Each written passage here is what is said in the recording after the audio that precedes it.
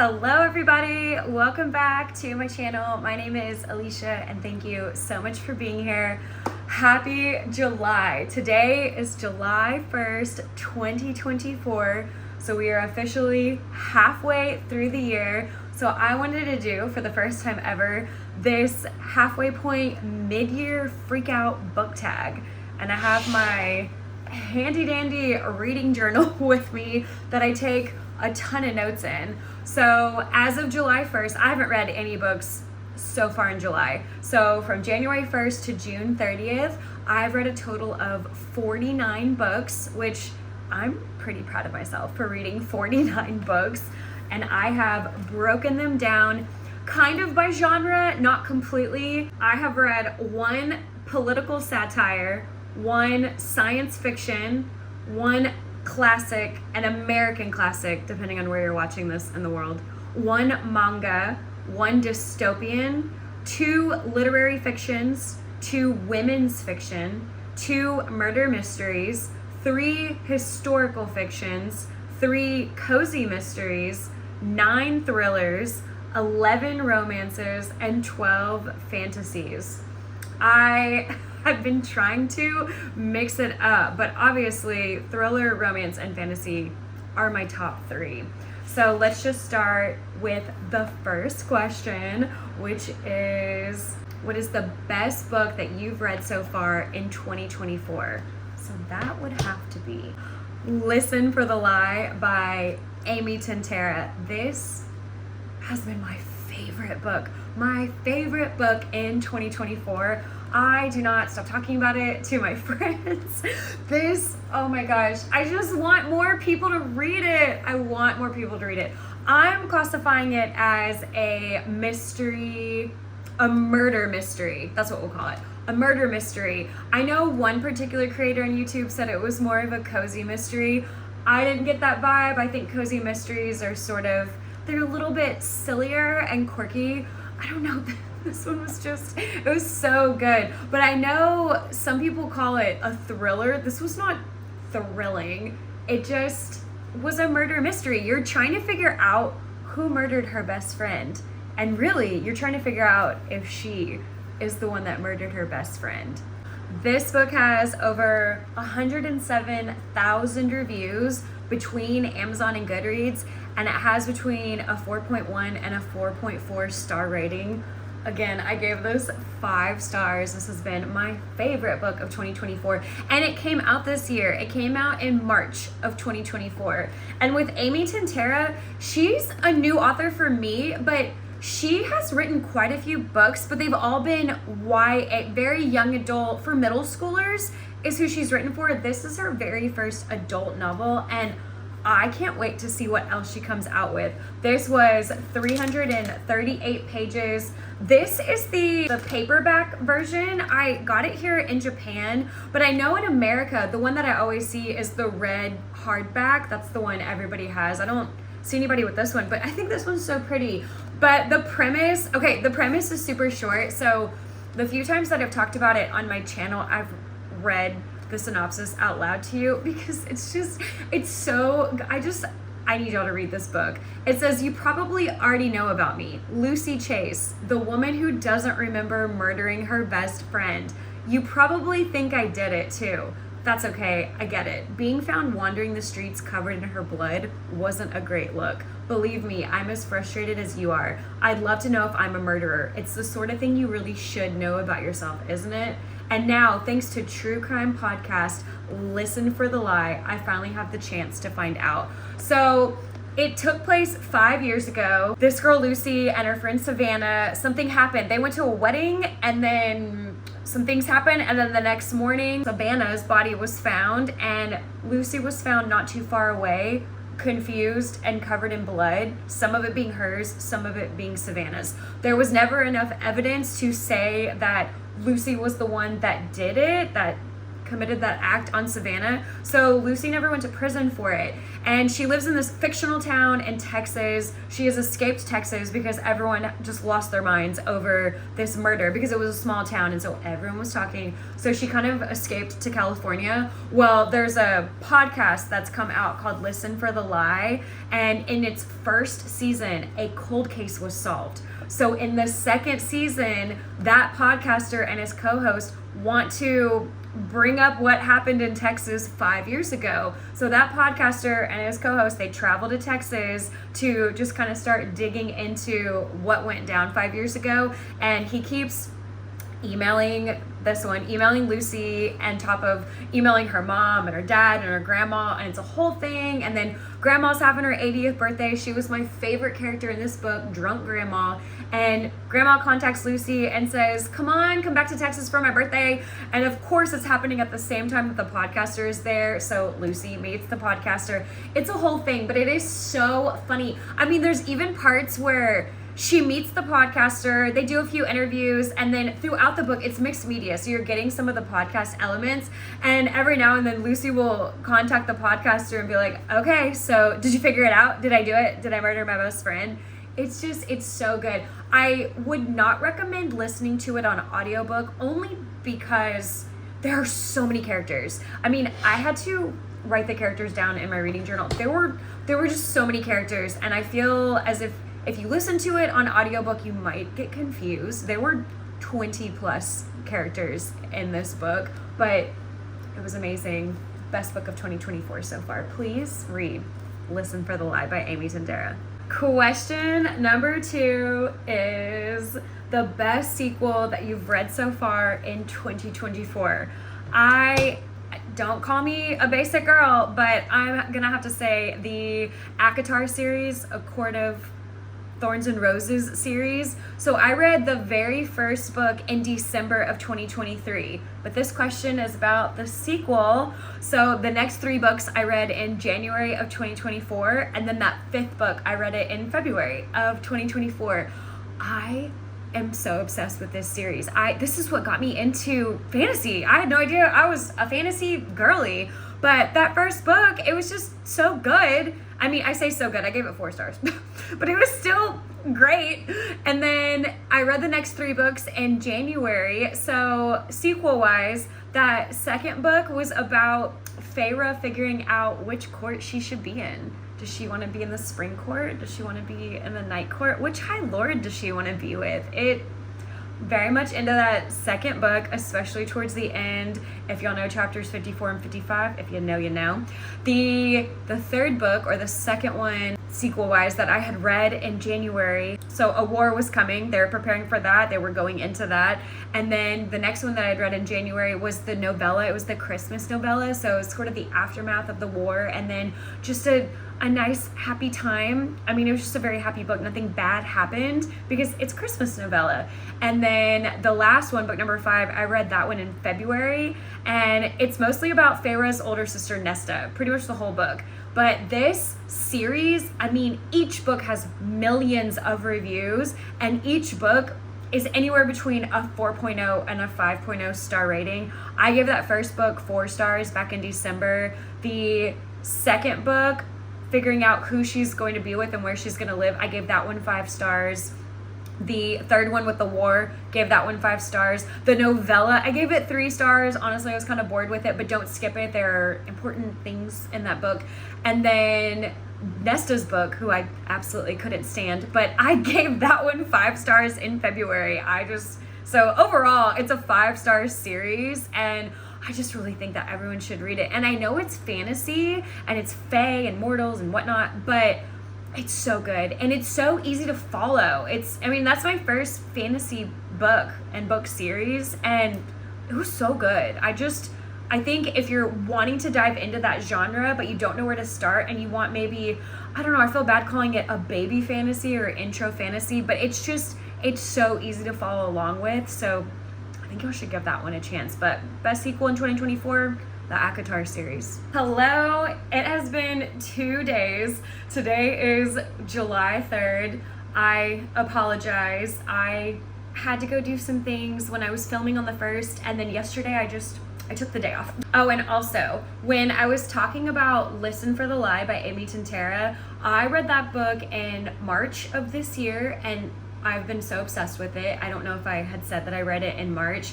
And then I vlogged reading that book, and I was so nervous during that vlog, so it's not my most favorite, but I did vlog that. That's here on my channel. And then with ACOTAR, I don't actually own any of those. Sorry, I'm like trying to keep my placeholder. But I purchased all of those on my Kindle because they were all about $8, $8.20 in the States anyways, if that's where you're watching this. But the third question, I think I only have time to answer one question today. The third question was a new release that you haven't read yet, but you want to. Okay, so that would be Abby Jimenez's book, Just for the Summer. So all of her books are interconnected standalones. You don't need to read the beginning ones to read that one, but it is technically the third in a trilogy. So I read this one, Part of Your World, and gave it 5 stars. I was so obsessed. I read this last year. And then I also read Yours Truly last year. That's the second one in this interconnected standalone series. I gave this one 4 stars. And then for Just for the Summer, I don't own it yet. I haven't read it yet, but that is the one that I am so looking forward to. That came out in April of this year, and it already has over 264,000 reviews across Amazon and Goodreads, and it has between a 4.4 and a 4.6 star rating. Wow. And it's got 424 pages, so a little bit lengthy, but I want to read that book so bad. It is the third in this series. The 2 characters, I'm pretty sure we have not met them in either of these books, but I think some of the, sorry, there's a wasp right outside my window. Not that it's coming in to get me, but it's huge. I live in Asia, so everything is just heightened here. It's a tracker jacker. So anyways, I don't believe the 2 characters in Just for the Summer are Justin and Emma. I don't think that we've met them in those 2 books. I read those books last year, but I know some side characters make appearances, and the premise of this book is Justin, it's just like that movie Good Luck Chuck. Every time he goes out with a girl, no matter how long they're dating, the second that they break up, that girl goes on to find the love of her life. The second that they break up, that girl will start dating someone else, and that person becomes her husband. And it's happened so many times to Justin that he goes to Reddit and posts a thread just saying that it's this Good Luck Chuck syndrome, or whatever you want to call it. And then this girl, Emma, responds. She DMs him on Reddit and says, oh my gosh, I have the same problem. Every guy that I date, as soon as we're done dating, the next girl that he finds ends up being his wife. So they start communicating back and forth, and then she's a traveling nurse. He lives in Minnesota, and she thinks, how about we just date for the summer so we can cancel out each other's curses? I'm a traveling nurse. I move every 3 to 6 months. I don't know. I know quite a few traveling nurses. They move a lot. Some stay for a year or 2. Some it's very quick. And so they start talking, and she says, how about I just come to Minnesota? She rents this, I guess, cute lakefront cottage, and they start dating just for the summer, and they have all these rules in place. You know, we're going to go on X amount of dates. We're going to kiss on this date. These are some of the dates that we're going to go on, and then we'll end it. Well, obviously they fall in love. It is a romance novel, but in the midst of that, I think something has happened to his mom or his dad or both. I think his mom is in and out of prison, and maybe his dad passes away, but he has 3 younger siblings, much younger siblings, and he has to assume guardianship over them. And then she has a very toxic mom. Maybe it's her mom that's in and out of prison, and her mom keeps showing up in her life randomly. I mean, sporadically. Even when Emma was a little baby, her mom was in and out of her life, and Emma was in and out of foster care. So I believe her mom shows up, and there is a reoccurring character. There's a character in this book that the main girl used to date. He's extremely toxic, and I think that guy ends up dating the mother to Emma in the book Just for the Summer. So I don't know. I can't wait. I just cannot wait to see how it unfolds. Everyone that I've watched on BookTube, for the most part, has given it 5 stars, and then a small majority has given it 4 stars, and I haven't seen anything less than that. So question number 3, I'm going to say Just for the Summer by Abby Jimenez. That is a book I haven't gotten to, but I want to. Hello again. It's the next day. Happy 4th of July if you're in the United States. My little boy cat, Audi, is here with us. So, question number 4. Most anticipated release for the second half of the year. Y'all, I cannot wait for, I believe it's called Haunt Your Heart Out by Amber Roberts. I've never read anything from her before. I've never heard of that author, but I came across this cute cover on Goodreads, and it looks like it comes out in October of this year. It already has 117 reviews, but it seems to only have a 3.64 star rating on Goodreads, so I don't know how promising it's going to be, but it looks so cute. It's a romance book between a ghost hunter and a bookseller. I mean, how precious does that sound? And it's a normal size novel. It's 304 pages. I wish all thrillers and romances were in the right around the 300 page range. So 304 for a hardcover, but I think it's about a woman named Lex, and Lex has come into owning a bookstore. Apparently the bookstore is haunted, and so the owner just wants to get rid of it, and he offers it to her at an unbelievable price. So she says, yes, absolutely, I will take over your bookstore.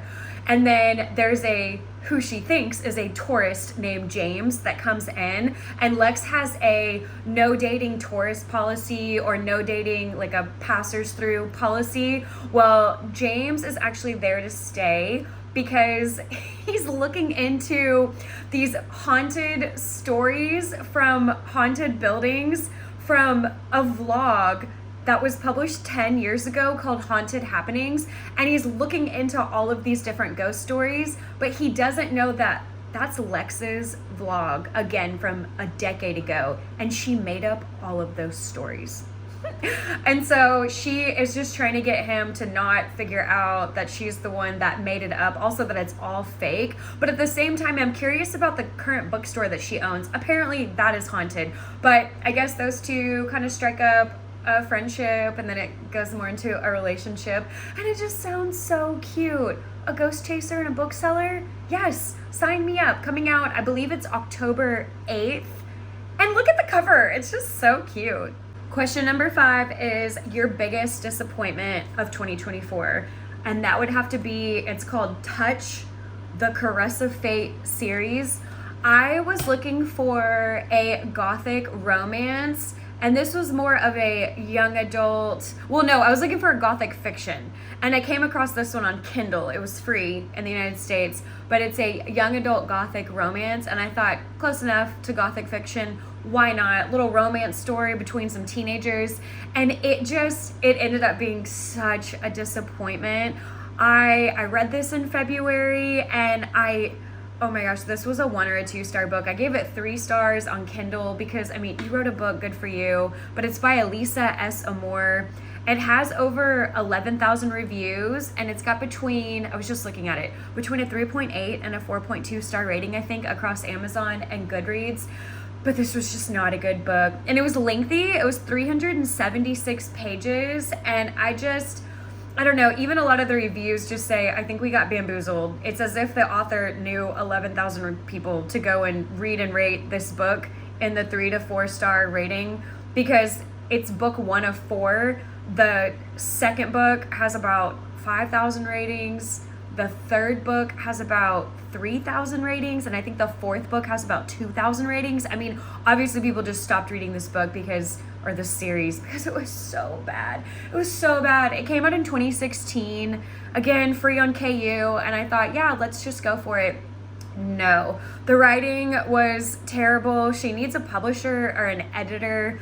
I don't know. The premise was pretty cool. It's about a Grim Reaper falling in love with a human girl. It's about this guy named Evan how old is he? This man is centuries years old, but he's called a subterranean, and he gets an execution list every month, every 2 months from whoever his higher up is, letting him know who he needs to unalive because it's fate.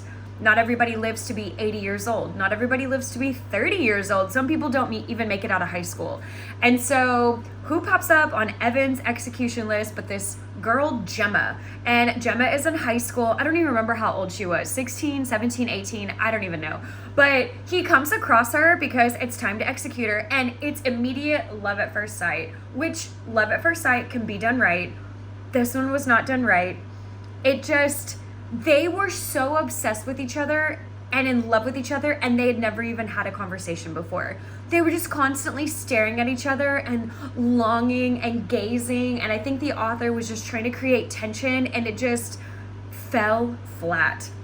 Oh my gosh, I hated that book so much, and I hate saying that. I don't like saying that, but it was not a good book. And then there was one of the tropes is controlling dreams. No, that was so frustrating because you would have pages upon pages of what you thought was happening in real life, and then the end of the chapter said, and then Gemma woke up from her dream. What? So yeah, biggest disappointment this year. Also, this is one of the first vlogs. No, it's the first vlog on my channel. I just had to think about that. And it took me so long to make that vlog because I just did not like the book, and I didn't know if I should publish that. I mean, my very first vlog, I'm talking about a book that I don't like, but that's how I started my YouTube channel in February of 2024. Question number 6 is biggest surprise this year. And that is gonna have to be A Book to Kill For by Harper Lynn, I believe is her name. It's free on Kindle Unlimited if you're in the States. I had downloaded this book in February and I didn't read it until May. And it's a cozy mystery that I gave 5 stars. I have never given a cozy mystery 5 stars because they're normally just silly and quirky, like I said in the beginning of this video. But this one, I was so blown away by it. It's relatively short. It's 256 pages. I think it came out in February of 2021.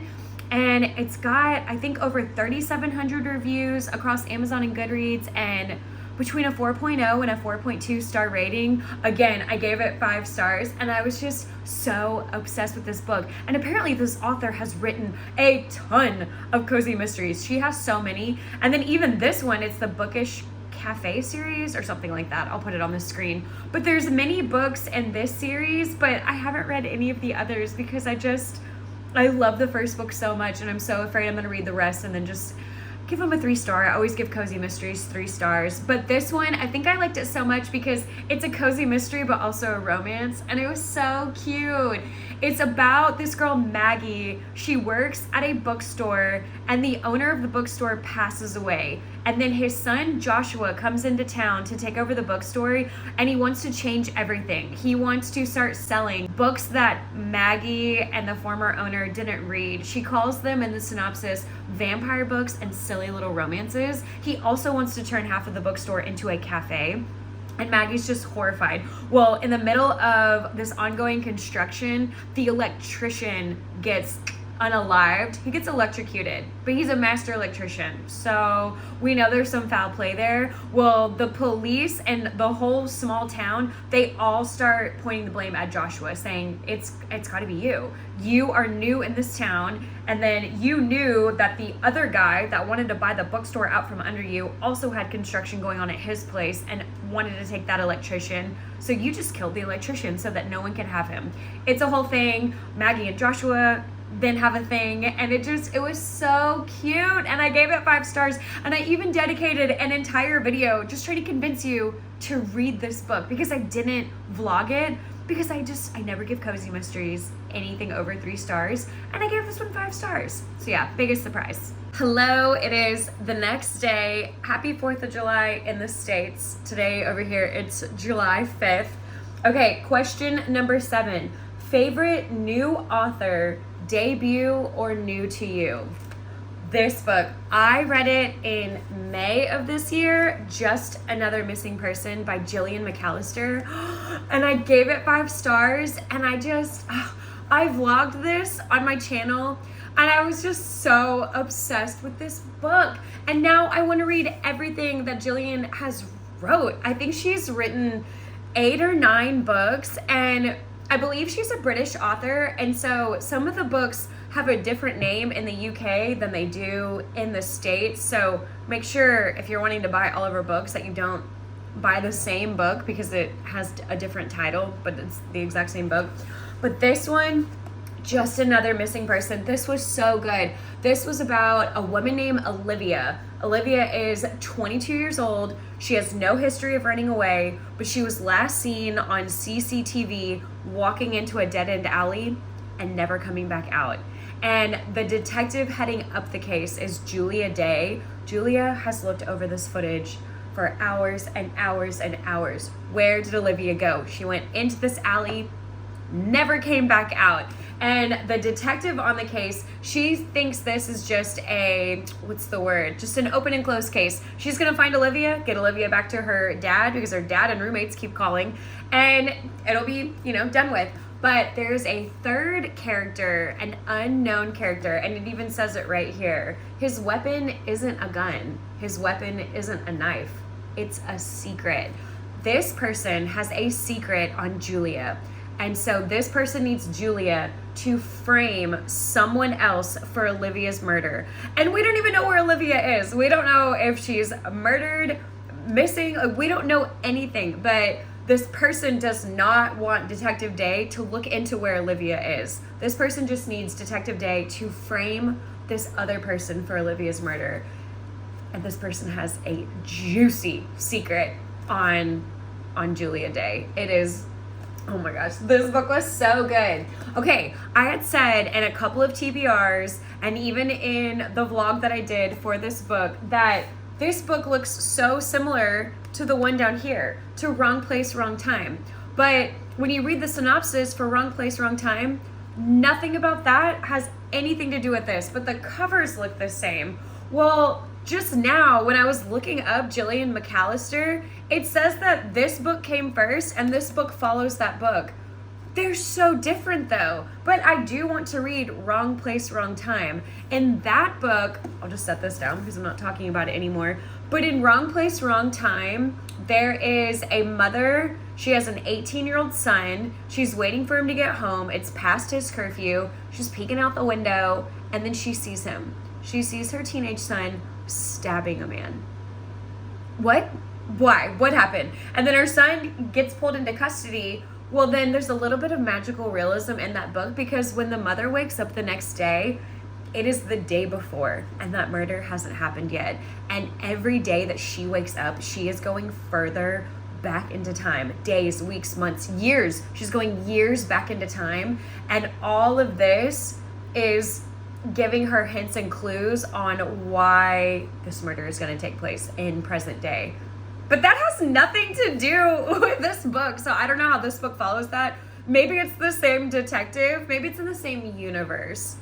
But these are definitely interconnected standalones. I don't know. I read this and did not feel as if this was a second book in a series or in a duology. But anyways, Gillian McAllister, I want to read every single one of her books. If you just saw my cat, he wanted to join me, but I don't know what he's doing. He keeps sitting in the chair and then getting up here, but hello, happy July 6th. Okay, so question number 8 is newest best friend, and I chose Rosie from the American Roommate Experiment. When did I read this? I read this in January. It was a romance. Okay, if y'all haven't read the American Roommate Experiment, it is the second in is it a duology? Is there a third one? Is The Long Game part of it? I know this one came first, The Spanish Love Deception by Elena Armas. So these two are getting married in the second book. Well, you don't hear anything about it. They're on their honeymoon. But this one is Lena. Her best friend is Rosie. She's also my newest best friend. So in this book, I read it on, I was about to pull this up, but I don't have it on here. I read it on Kindle. So Rosie is an engineer, just like Lena. They work at the same company, but no one knows, and this is in the synopsis of the American Roommate Experiment, no one knows that she's quit her job to pursue being a romance author. She has already published one book, and it's done extremely well. She published it under a pen name. No one knows it's her. So now she's writing her second novel, and she's, like I said, quit that engineering job. And she has writer's block really bad. Well, one day she's sitting at her apartment. It takes place in New York, and the ceiling literally crumbles down in front of her, and she can see her neighbor in his robe. And so maintenance and construction, everyone has to come and fix this. And so Rosie has to find somewhere to go. Well, Lena is getting married. I point to the book like y'all can see it. But Lena is out getting married, and Rosie has a key to her apartment. And so Rosie she doesn't even contact Lena. She just goes to her apartment and just thinks, oh, well, I'll just stay here for a week or so. I mean, who cares? Lena's on her honeymoon. She'll never know. And so Rosie goes to get into the apartment. Well, guess who Lena had promised her apartment to? She had promised it to her cousin, Lucas. And Lucas has never met Rosie before because Lucas was not at Lena's wedding. Lucas is the cousin to Lena. Lucas did not come to Lena's wedding. You figure that out in the American Roommate Experiment. But nonetheless, Lucas has never met Lena's best friend, Rosie. And he thinks, oh my gosh, I've heard so much about you. So nice to meet you. Well, what Lucas doesn't know is that Rosie is so boy crazy about Lucas. She is secretly stalking him on Instagram, liking all of his or maybe not liking them, just viewing all of his posts, watching all of his stories from afar. Lucas has no idea that Rosie has the biggest crush on him. And then also Lena is letting Lucas stay at her apartment. So Rosie is there and just saying, oh my gosh, I'm so sorry. I can leave. I can go get a hotel. And Lucas says, who cares? It's a 1-bedroom apartment, but there's a whole living room and a couch. I'll stay in the living room. You can stay in the bedroom. Not a big deal. Well, as they become roommates, so it's a forced proximity trope is part of it, and secret pining on Rosie's end. But as they become roommates and friends and start talking a little bit more and more, Rosie discloses to Lucas that she has writer's block and that she's quit her engineering job and she is struggling to write this second book, and it's going to be another romance book, and she's just not feeling it.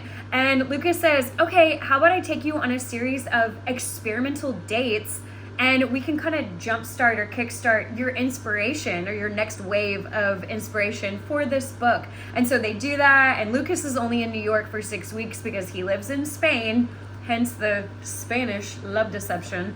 That's why Lena was going out there in the first place, because she's from Spain. And they fall in love across the course of 6 weeks. It is the sweetest romance. And I just was so obsessed with Rosie. Y'all, this book, it's the second in this duology. It could be a trilogy because I know there's another one out by this author, but I don't know if it's in this series. But it's got over 225,000 reviews across Amazon and Goodreads. And it has between, I think, a 3.8 to 4.1 rating, 3.8 to 4.2. I don't know, somewhere in the high 3s, low 4s star rating. I gave it 5 stars. I was so obsessed with that book. And I love Rosie. Oh, I loved her so much. I liked everything about her. That is, if I could bring a fictional character to life and make them my best friend, that would be Rosie. Rosie is my best friend. Also, if you can hear that in the background, that's my dehumidifier. It's really loud sometimes. And I didn't tell you, this book, it was kind of lengthy. It was, 397 pages on Kindle. It didn't feel like it on Kindle, but it was almost 400 pages. And the book came out almost 2 years ago. It came out in September of 2022. Okay, so next question. So question number 9, your new favorite character. And that would have to be, hello, happy July 7th. Okay, new favorite character. So there is a book that I read in January on my Kindle, and I would say, I guess you could call it a thriller, maybe a crime fiction. I don't even remember what I considered it whenever I read it, because this was before I had started my channel, but it's called The Gift by Kate Anslinger, and I'd never read from this author before, and there are 7 books in this series, and they're all free on Kindle Unlimited if you're in the States, and they are essentially about this detective cop named Grace McKenna, and when she looks into your eyes, she can see your crimes. It is so cool. So I read The Gift, and it was kind of short. It was 238 pages, and this book came out 7.5 years ago. It came out in January of 2017, and it doesn't have a lot of ratings. It's got 4,009 ratings across Amazon and Goodreads, and it has between a 4.3 and a 4.4 star rating. I gave it 4 stars. It is so cool. So I don't know what the other 6 are about. I guess I could read about the second one because I've already read the first, but I didn't want to go in and read all the synopses until I finished each book. So I read the first one, and like I said, she can see your crimes. So this happened when she was younger, this ability, this gift. That's why the first book is called The Gift. But she gets a phone call. There is a missing teenager, a daughter. She's missing. And so Grace is thinking, oh, I'm just going to go over to their house and I'm going to look into the mom and dad's eyes and I'll just see what's going on. And I don't even want to say the book is magical realism. I mean, kind of, but no one knows about this, and it's not, she doesn't get all of the answers. When she looks into your eyes, she either sees, what did the synopsis say? A sullen boy, a breathless woman, a tormented man, shattering glass everywhere. I mean, she sees bits and pieces of a crime, and then it's up to her to put it all together and figure it out. So she goes over to this mom and dad's house who are missing their teenage daughter. She's talking to both of them, looking them both in their eyes. Nothing's happening. Well, then the daughter walks in the door, and she's such a teenager. Oh, but mom, dad, my phone died. You know, I was staying at so-and-so's house. We were up all night studying. I've got a major test tomorrow. And Grace doesn't care. She's thinking, whatever, I have paperwork to fill out. I need to talk to your daughter, ask her some questions, and then I will get out of your hair. Well, when she looks into the daughter's eyes, she sees a murder. And that's all I'm going to say. It was so good. I mean, there were bits and pieces that I didn't like, which is why I gave it 4 stars out of 5. But I really liked that book, and no one is talking about it. I need more people to talk about that whole series. But I do want to read the second one. I read the synopsis on the second one, and I just thought, oh, I don't know. But that first one, y'all need to read that. So yeah, my new favorite character would have to be Grace McKenna from this, McKenna detective series. Question number 10 is a book that made you cry. And that would have to be a book that I read last month in June, The Burnout by Sophie Kinsella. Oh my gosh. I gave this book 5 stars, but I'm telling you right now, I know this book is not going to be for everybody. So it's by Sophie Kinsella. That's her pen name. Her name is Madeline Wickham. She's a British author. This one came out in October of 2023. It's 403 pages, but she's so big. I mean, if this was a normal sized book, it would be way more than 403 pages. So just throwing that out there. It has over 49,000 reviews across Amazon and Goodreads, but the rating is between a 3.7 and a 4.3. Again, I gave it 5 stars. This was just the right book at the right time. I mean, it is called The Burnout. This is a women's fiction book with a subplot of romance, and it's just about a woman named Sasha that is burnt out from her job. And I am a burnt out teacher. I'm a former teacher. I'm not teaching right now in Japan, but I was teaching secondary, middle school and high school special education back in Dallas, Texas. And this book it made me cry. It was just so hard-hitting for me. Now, other people might read it and think that it's really boring. I get that. I 100% get that. I vlogged this on my channel, and you see me crying towards the end of it. This book was so good. I really loved it. It's, again, Sasha, she can do anything, just not everything. She is so burnt out from her job. She needs a break. She kind of has a flip out at work and walks out. And then her mom tells her, okay, but you've been at this job for so many years and you never use your vacation time. And at her particular job, it rolls over all of her PTO time, which that does not happen at a lot of places. So she has 3 weeks of vacation time. So her mom says, just talk to them and take your 3 weeks off. And then her mom also suggests that Sasha go back to this old like seaside resort that they used to frequent when they were younger with her mom and dad, and then her and her sister. And so Sasha does just that because she just needs a break. She finds this 20-step program to a new and better you. It's so funny. And then also when she gets to this resort, it's February. It's the off season. So everything is dilapidated. It's in shambles. And then she meets the only other guest at that resort. There's only 2 people. It's Sasha and Finn. Finn is grumpy. He's also burnt out. So there's a lot going on with him, which is why he's taking a vacation in February. They both don't get off on the right foot. They're arguing a lot. Neither one of them knows that they're both there because they're both burnt out. They actually have a lot more in common than they think, but they just keep arguing. It's so funny. And just the staff at the hotel are a part of this book. I loved it so much. And then there's a tiny little mystery that's in the book as well, because random notes start appearing on the beach addressed to Sasha and Finn, and it gets them talking about just everything that's happened. You know, why are we burnt out? What are we doing here? What are we going to do when we get back to the office? Where do we, see ourselves in 5 to 10 years? What is going on? This is what we're doing. Can we continue doing that once we get back to work? It's so, I gave this book 5 stars. I was so obsessed with it. I love this book so much. It has a piece of my heart, but I know this book won't be for everybody. But yes, this book did make me cry, and I think y'all should all read it. Okay, I think I'm going to wrap up this video here and make a second video. So there are 20 questions in this freakout tag. I've answered 10, but this is already 40 to 50 minutes. I love long form content. I wish more booktubers would create more long form content. And it's not even that I'm watching it, I listen to it. YouTube is my podcast.